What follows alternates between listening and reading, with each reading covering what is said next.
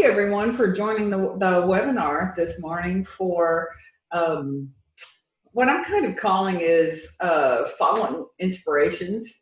Seems to be a real hot topic for me this year, and following inspirations, and then also in the same vein of following inspirations, can you say yes to the inspirations that come? So that plays both into saying yes to life, following inspirations, and what stops us from doing that naturally, effortlessly? Because to me, it's invisible and subtle what stops us, where once we gain some awareness around what's right in front of us, stopping us from moving in the direction that our life may want to take us, and exploring that, to it becomes not so invisible. Where it was invisible before, then it turns out to be obvious. So today we were going to talk about following inspirations on being real or being ready. And so the premise of this kind of insight came when I was asked to host a webinar for a professional organization, and I'd never done it before. But in the vein of why I've committed to saying yes to life, I just had to say yes. And so when I said yes to doing this webinar, I watched how much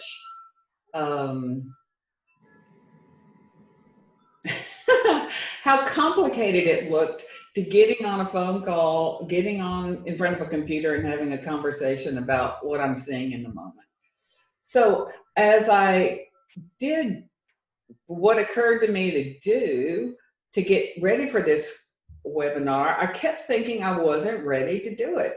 I needed to be further in my career. I needed to be further in my understanding of what I spoke about. I needed to be yada, yada, yada, yada, yada. It just seemed like there was a never-ending suggestion, of which I took as feedback from life, not feedback from just a place of insecurity inside me, that who am I to be speaking on something, and am I ready to do this? But like I said, since I had said, I'm just saying yes to life and what comes, right before I got on the call with all of that insecurity and uncertainty, the insight came, and it said, you could be real, or you can wait until you think you're ready. And I was like, oh, so I could just really give myself the opportunity to not continue playing that same old game of drinking the Kool-Aid of my state of mind, saying, you're not ready to do this. You haven't been doing this for 40 years. Who are you to speak on anything with a voice of authority or knowing? You don't have a PhD after your name. You don't have an XYZ after your name. And in the innocence of my mind, it was really making up stuff that was selling me on the idea these things needed to be in place before I would be ready. But what I noticed was, like, when I got on that call about, I can either show up, be real, who I am today, as I am today, or I could stay on that fruitless treadmill of serving my mind with its never-ending list of what needs to be in place before I'm ready. So, and I noticed that so often with my clients too, that it appears to me in human nature that people, me included, were under this I'll say one of many false illusions, but this to me seems to be like one of the grandest false illusions, is that how I am is not enough and I need to add to my arsenal before I'm ready. Before I'm ready to just share what life looks like to me. And it certainly, it certainly served me well in higher education, because I got, I've got plenty of degrees and stuff like that that I'm not using, but that at that time was the impetus of I'm not enough, so let me go get another degree. So I don't know if it served me well or not. It doesn't seem to hurt me any, but it wasn't required. And so that part about, I think it's a fresh place to sit in life, that seeing what I see now, that an inspiration would not come to us if we weren't ready to play with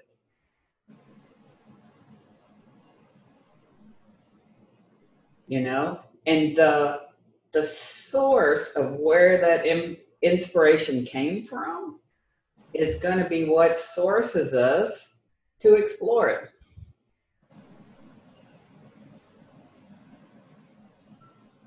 It's not going to be, my mind will be a tool to that source, but it's not going to be operating independently from the intelligence that gave me the inspiration. So what do you do with that? So what it looks like you do with that is going, wow, if I play this game, I can make up another illusion, since there's plenty of illusions to play with. But if I play this game of I'm good to go, and I won't really know what I'll need for this inspiration until I engage with it, then as I engage with it, I'll enlist my creative process, which we all possess, and the next step will come. Now, there's a part of us that just wants to know the outcome.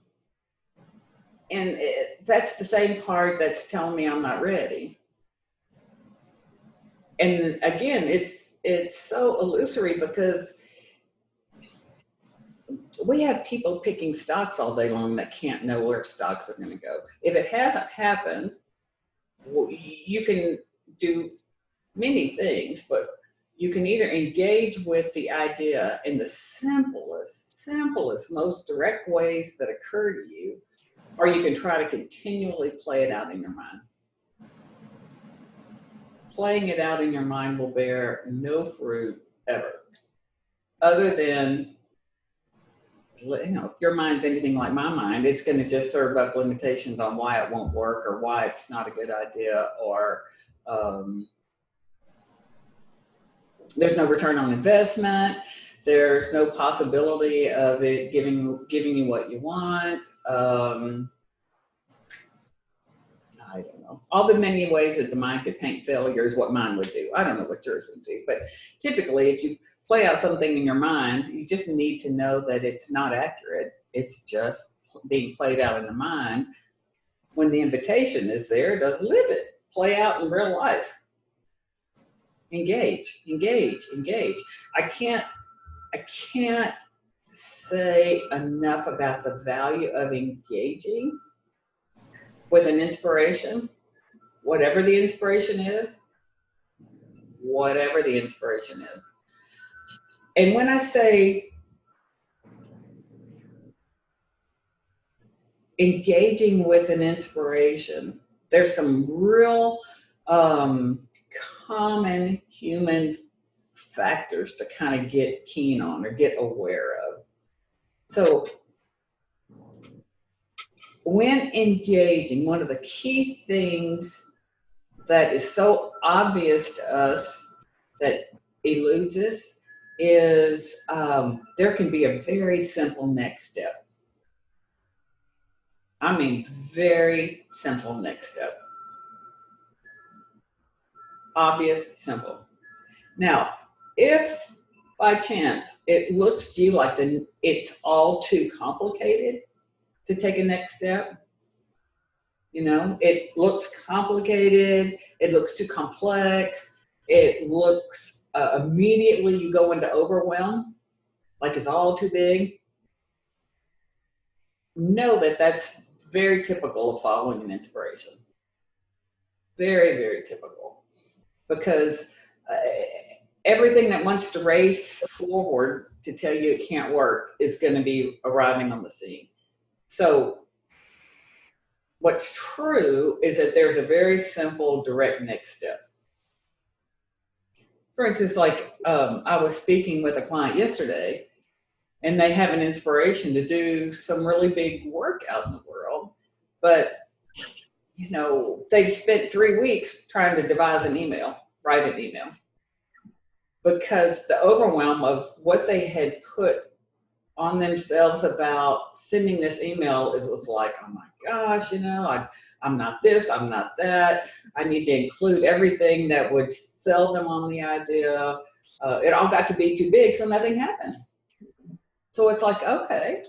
So if you really simplify things and made a very easy next step, what would you do? If you could speak from your heart and just take the next step, what would it be? And it was so simple. It would be like, oh, I contact them, I tell them I love what they're doing, I want to get involved, and I want to have a conversation. It's like, there you go. Very easy next step. Now, do that. Whatever looks very easy, very simple right in front of you. And if that next step, after you take that next step, the next step will come. But playing it out beyond the next step in your mind is exhausting, and you won't do anything. It will deflate any energy that you have for engaging. So that's the first piece about following inspiration, about you can just be real, be you, speak from your heart, share what's important to you, make the contact. Simple. If it looks complex, it can be simple. So I want that to be like a fact, Jack, that if it looks complex, there's a simple. All right.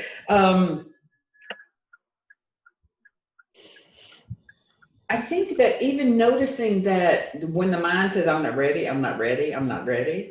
that you'll see that what your mind, my mind will make up a litany of things that would define why I'm not ready. Your mind will define and list a litany of things that says why you're not ready. So to me, that's a very telling point that that's not feedback from life.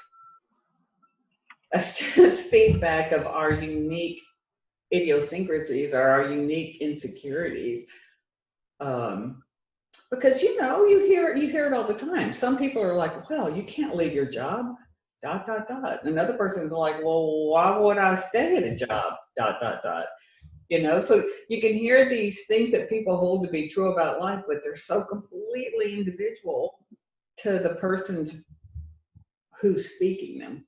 But inside our own mind, it looks universal. It looks like this is the way life works. No, this is the way our mind is presenting information to us.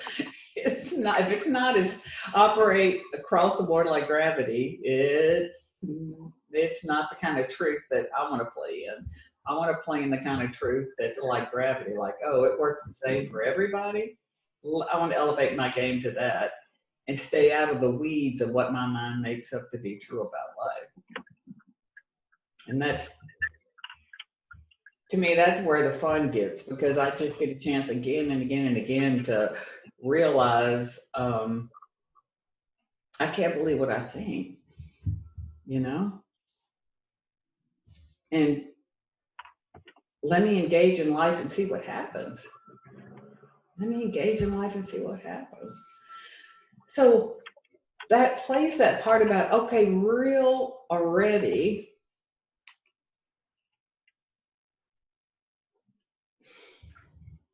Just be real, just be real, be who you are, and know that that is truly the safest game in town and the best game in town.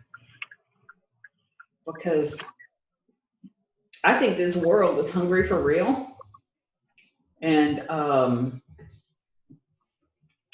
then the concept of wait until you're ready is you just won't get off the bench. You just won't get off the bench. And I'll say another part that I think is so universal in human beings is once we engage, yes, something will come the next step. And yes, we all have a creative process that we can enlist. Even if our mind says we don't, we do. And that even if it looks like a giant step, every single human being has the capacity to rise to the occasion. Because you've done it in your life in other areas when you didn't have time to think about it. When you just had to respond, you rose to the occasion. It's not until after something that you lean back and go, I don't know where that came from. I don't need to know. But as human beings, we have the ability to rise to the occasion. So if it looks like a giant leap, you have to know that there are resources that will work on your behalf to help you meet those. And I think that's quite comforting, that I don't have to know every caveat of everything in following this inspiration, where my mind used to make that up. It used to be like a risk management person, you know? It's like, wait a minute, I'm going to scan every possibility of outcome, what I'll need, what's going to be required, what would people say, how would they react, and I'm going to be prepared. By the time I did that, I'm exhausted. I'm toast. I'm over. And then I engage with it, and then that's what I find so funny. I engage with it, and then it's like, oh, really? What I thought would take forever didn't. What I thought would be all the hoopla of the outcome, not. Basically was it was so simple. Again, I'll go back to that beginning piece. It was so simple, and my mind made it so complex. And you know, it's just human beings doing what human beings do, but we can get on to what human beings do, and it can be an easier ride. And that's truly what I think this game is all about the more understanding I have, the easier ride of life. It can get so much easier. So in that, I'd love to open the conversation just to hear if there's anything on your mind on the idea of anything we've talked about or anything else, but following inspirations, you know, doing some of the things you've been drawn to do, about how do I get off go to do it or something else. So anybody have any questions or anything?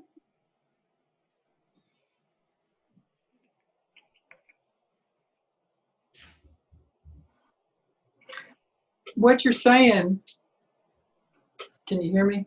Mm-hmm. Yeah. What you're saying, everything you're saying makes so much sense, and it's so easy to understand. And what comes to mind is I've been, just the last day or so, I've been thinking about going to an acupuncturist that I've never been to. Mm-hmm. And instead of just making an appointment and going, I'm thinking, well, you know, I don't know if she's any good. I don't know, blah, blah, blah, blah, blah. So it's, I can, that's just my current example of, you know, not getting off the dime. And anyway, so I just really understand what you're saying. I really appreciate the way that you put it so simply, and how easy it is to avoid anything. Yeah.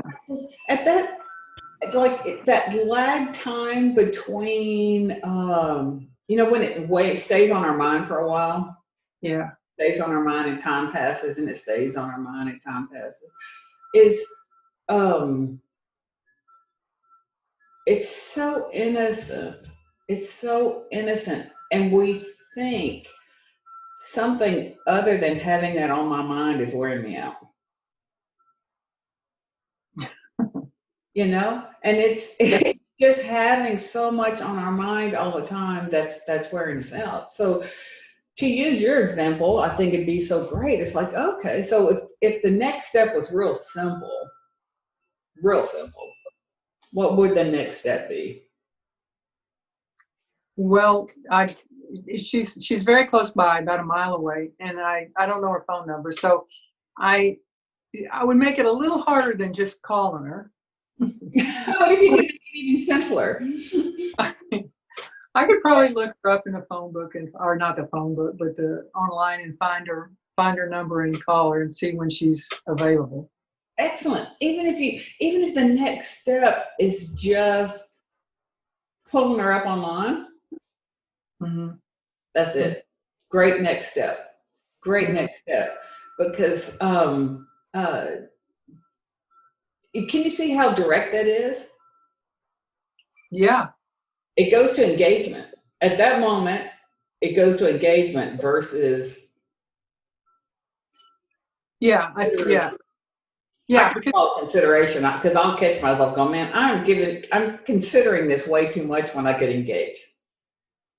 Yeah, and like one of the things I did this morning was it crossed my mind again, and I had a point for her, that said, oh, here's a reason to do it, to pick her, and then I went, well, yeah, I know, but keeps coming to mind. Is probably your mind just messing with you, instead of thinking, because doesn't here's what I was thinking to myself, doesn't that you just get one shot, you just get one little whisper, and if you don't pay attention to it, then your intuition goes away.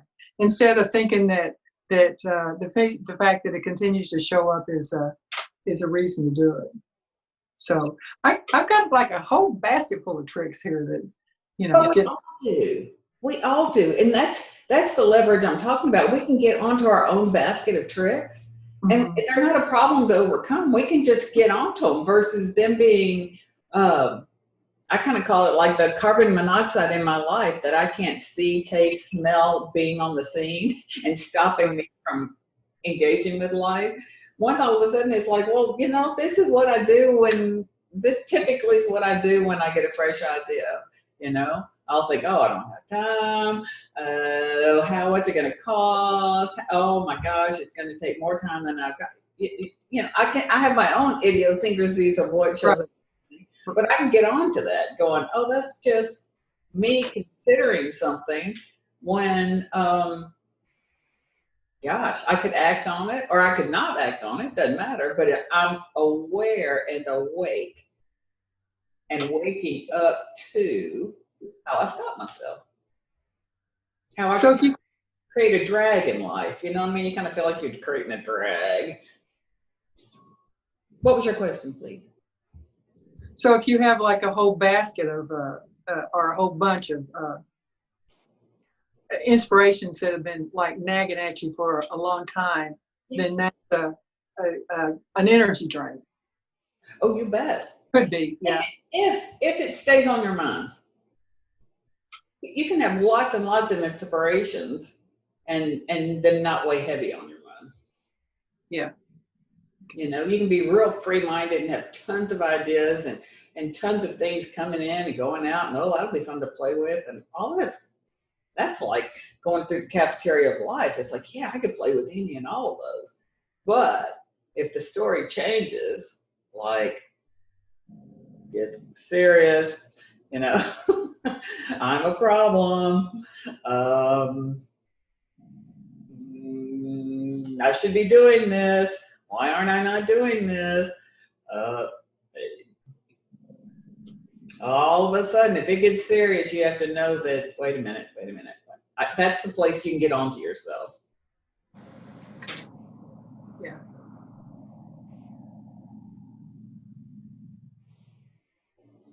That's a place you can get onto yourself, because it's like, whoa. And we can get onto it in a place of like starting to realize that that's not helpful. that's not helpful or supportive to me as a human being. Mm-hmm. From my eyes, and this is just my eyes, and I'd love for you guys to check it out. But to me, it feels like all of a sudden I've gone from living life in real time to being an absolute slave to what my mind is making up about me at any moment. And I'm not so interested in my mind's opinion of me anymore. I'm just not so interested. Living life in real time? Mm-hmm. Would you say more about that? Well, I've noticed that we have this, as human beings, we could either live life in my mind, playing out scenarios, telling myself this is the way it's going to happen, this is viable, this is not viable, or living life in real time is engaging with life in the moment. In moving with life. Like you're hungry, you get up and eat. You need to go to the potty, you get up and go to the potty.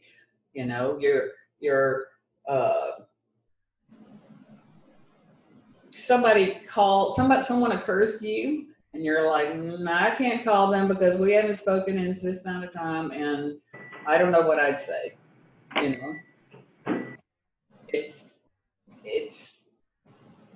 We tend to live in our mind and then we live to the reality it created about what it makes is possible for me. Like subtly, oh so subtly. We think, well, that's not available to me, or I couldn't do that, or in the same way, it's not always just about us. We live in our minds we're in relationship with other people only in our mind. We're not engaging with the human being. We're living a relationship with them in our mind. And we could drink from the well, go talk to the person. Have a conversation with the person. Send a text, send an email, ask to have a conversation versus how much relationship-based data bandwidth we have in our head. And we're playing it out in our head is living these things completely in the stage of our mind versus in life as it's unfolding. It's helpful. Is that an explanation? Because I can get kind of verbose. No, it's perfect. Any other questions or anything?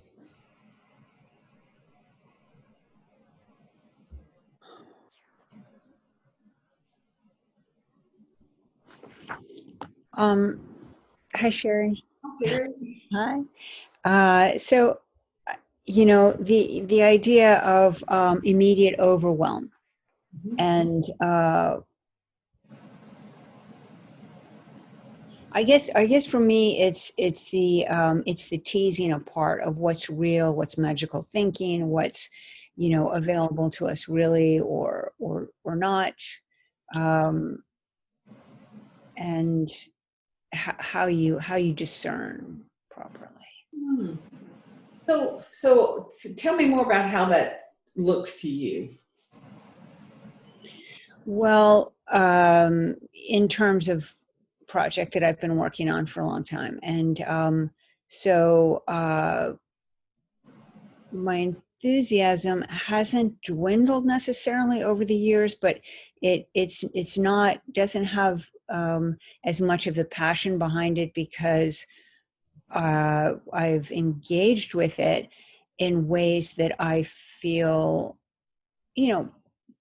parts are good, but it's like the labor of I don't know what. There's such an extraordinary labor for me in it, and because I think perhaps I don't see things clearly, or my brain isn't organized in such a way that I can handle a lot of details at one time and try to figure out how to put it all together.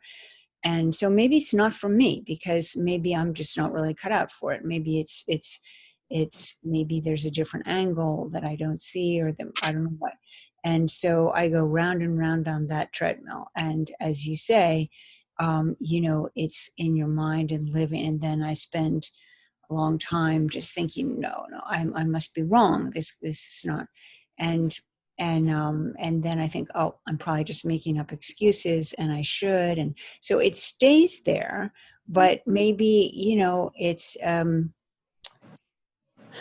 like reenacting things that are not necessarily helpful for you, and then there's a time when you should know when to move on, I suppose. But those kind of things. And if you gave yourself some time of reflection about what really, really, really matters in your heart about this project you're working on, are you clear on what that is?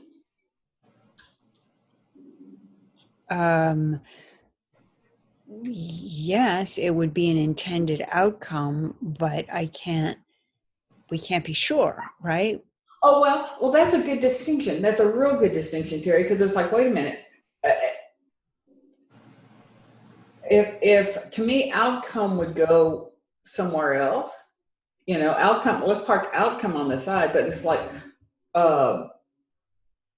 from your most real place, what matters to you and what you want to share. Like, an idea or a concept that, well, kind of like if like when people talk about a passion project, a passion project is like, it matters to their heart and soul that X gets shared. yes. Okay. So are you clear on what you want to share? On what from your heart you're being called to share? Yes. Okay. Cool. So that's really where the fuel is for following inspiration, because we don't know outcome. We don't know if we will put in massive amounts of love, time, and attention, and they get parked on the shelf. We don't know that. But we really have answered the call from our heart of what's important that we want to contribute to the whole. What we want to put out there in life. What we want to put, because so many people are,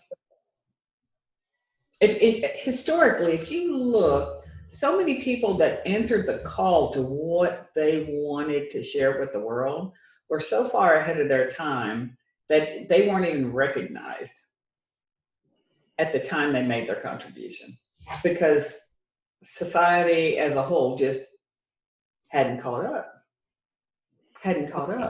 Or they have so many failures that, like Edison or something, that, and then eventually. Totally. And it's that place of wait a minute. Outcome is going to be like the kryptonite. Getting very attached to the outcome will be kryptonite.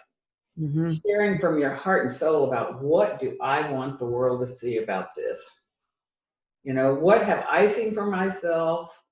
What do I want to share?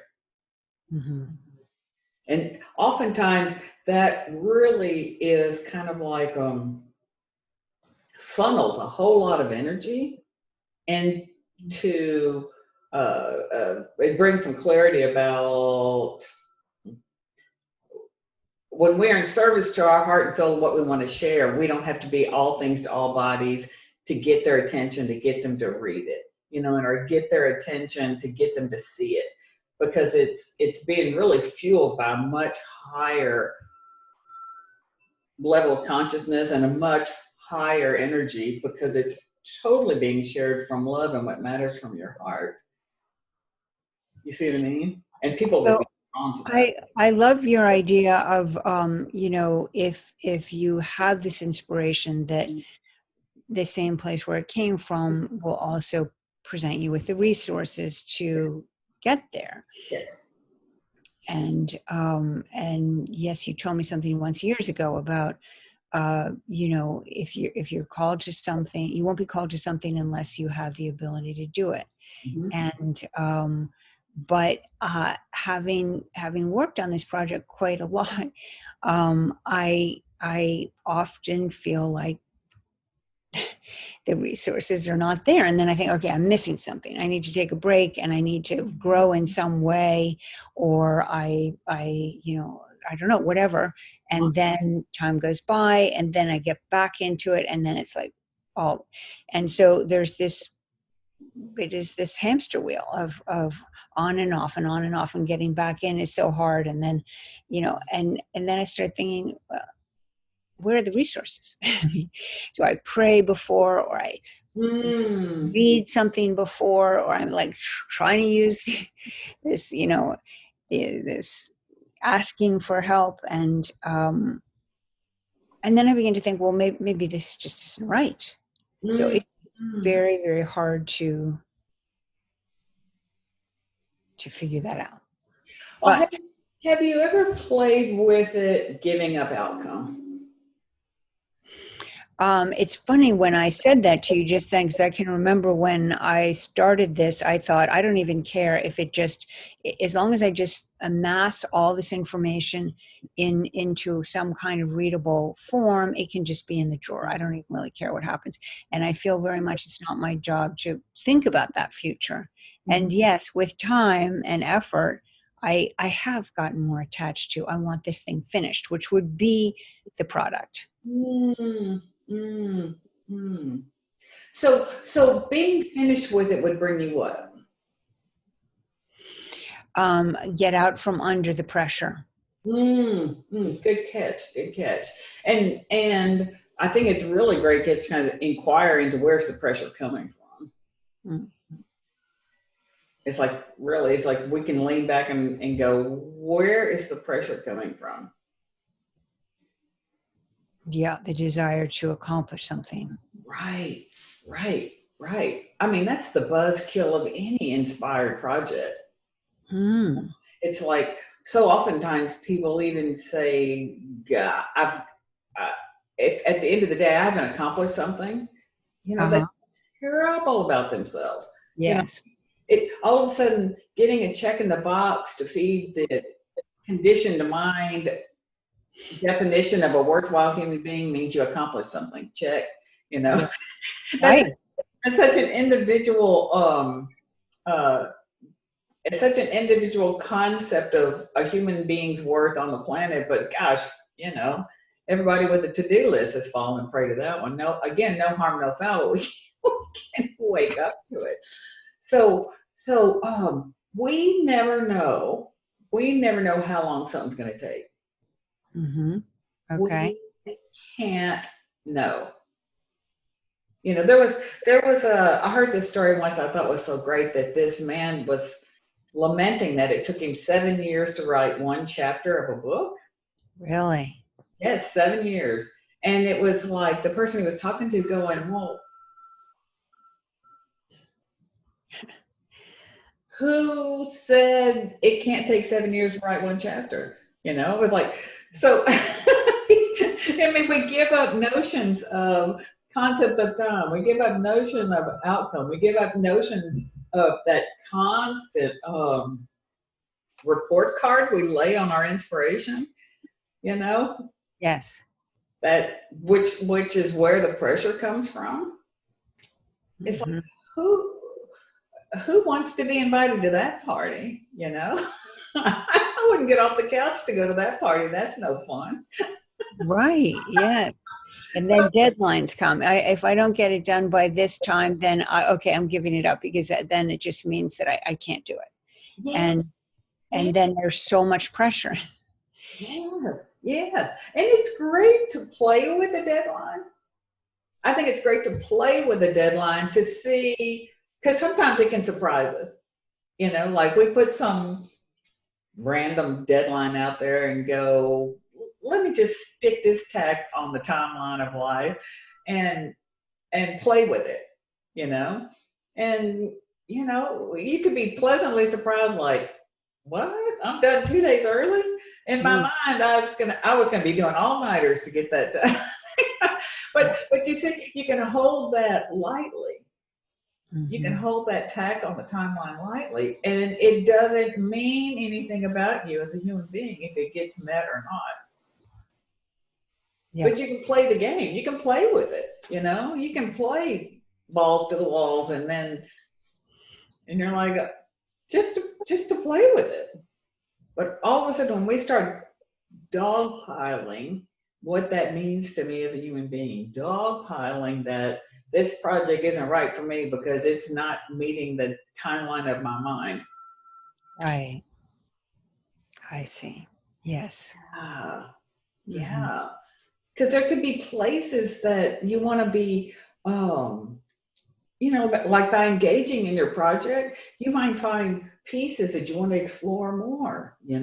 like, wait a minute, I'd like to go back. I can't do that because I won't make my timeline. But that could be just the nourishment your project needs to let you just go, let me look at that.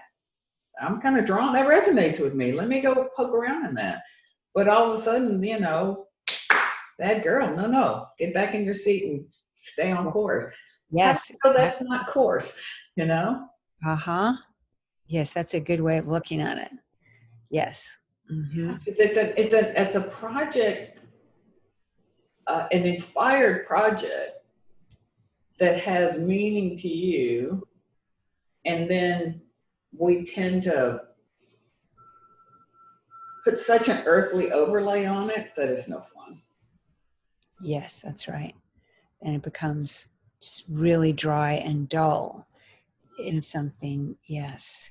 There is that Buddhist concept of inappropriate attention, Mm-hmm. and which I like a lot because I do tend to, go in a lot of tangents, and it's interesting, but it may not be necessarily specific to the project. And I think it might be, but then often it's just a curiosity. And so then I've been thinking, okay, if I really try to apply this inappropriate attention thing, then maybe it'll be helpful to say, no, all right, I won't spend the time with that, and keep going. But I don't know. So it's playing between what's constricting and what's expanding, and how to, it is engaging in life is an easy thing to say, but it's very, it takes a lot of navigation. I mean, Well, I think even I'll say discounting a spark of something you want to look at uh-huh, is oftentimes if we stop staring at something, we'll see something. that's true. Yes.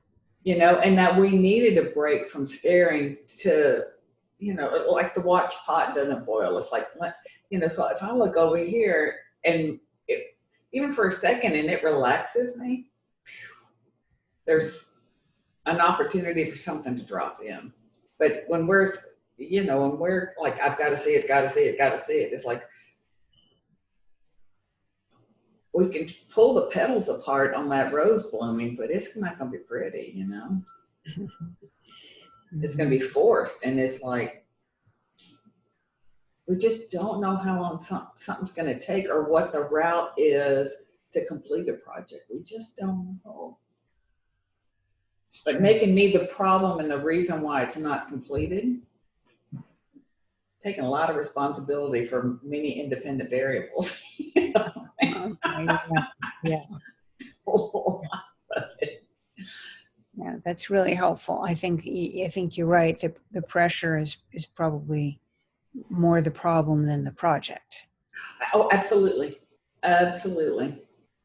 Because we're so busy grading ourselves on how I'm doing. Yeah. I can't even play with my project. Right. Yes. I at one point I decided I'm just too critical with myself. I'm not cut out for this because there's too much room here to be critical. And and I can't handle it. I don't know how to get rid of that criticism. So, but I mean, certainly I can work with that. So. Well, I even think it's like life's too short to believe all my self-criticism, you know what I mean? Yes. Like, I can't change it. Our minds kind of have these patterns that it plays, but the leverage is like on, I don't have to believe it. I don't have to believe it. You know, I love that. Somebody else said this one that I loved, and it was like, no player changed the score by staring at the scoreboard. Yes. Right. Exactly. You gotta get on the field and play the game, and just play the game, because you can't just stand and watch the score and want it to change. Yeah. Right. Yeah, but we get so heavy and hard on ourselves, and we think it's the project, and that's my relationship with me anytime I'm doing something, you know. Typically, if we're self-critical, if we're self-critical about a project, you know, oh my God, I'm self-critical about what came out of my mouth, I'm self-critical about the number on the scale, I'm self-critical about how I show up in life, you know, I'm self-critical. My report card on myself is never good. Yes. And if it is good, like, oh, here's an outward sign that you did something okay, it lasts a nanosecond. It's true. Absolutely. Quickly forgotten by the part that's doing the grading all the time. Yeah. Yeah. It's bad. It's terrible. Yeah. But it's not so much the system, it's just our relationship with the system. We can't change the system. Lord knows many people have tried to meditate themselves out of the human condition, but we're still in the human condition, you know? Yeah, it's true. Yeah. So I would play with that game about, gosh, what if I just didn't give myself a report card, you know? Didn't look at the line, didn't look at the mental progress report. You know? Okay. Yeah, that's great. I will try to engage that way. What the heck, you know? We've done it the other way. We can always go back. Yes. Right. Okay. We can always go back to the taskmaster, you know, it'll be there. Yeah. Thank you. That's perfect. Yes, thank you. Right. So anybody else have any other questions or anything on the topic of real or ready? Because you are ready and you are real. Do it. Just play with something, you know, play with it all so lightheartedly, like you can just, gosh, stop considering it and just take the slightest little action. Slightest little action. Let's see if I had anything else I wanted to play with. No, I think engaging, take your eye off the scoreboard, and know you have a creative process that's there to support you, and it wants to support you. So, you know, a lot of times if it makes no sense, I don't know this, but if it makes no sense, I tend to consider that it's coming from my intuition. It seems logical and sensible, that it's coming from my head. So all is good. No one's not better than the other. I'm not going to make anything special. But those inspirations that make no sense at all can tend to have bear a lot of fruit. Bear a lot of fruit. So my encouragement is to give up the notion that you need to be ready, whatever that your mind has defined as ready, and just take the tiniest little steps. Simple next step, so screamingly obvious that you think it's not enough, and do that. And then do the next one that comes after that.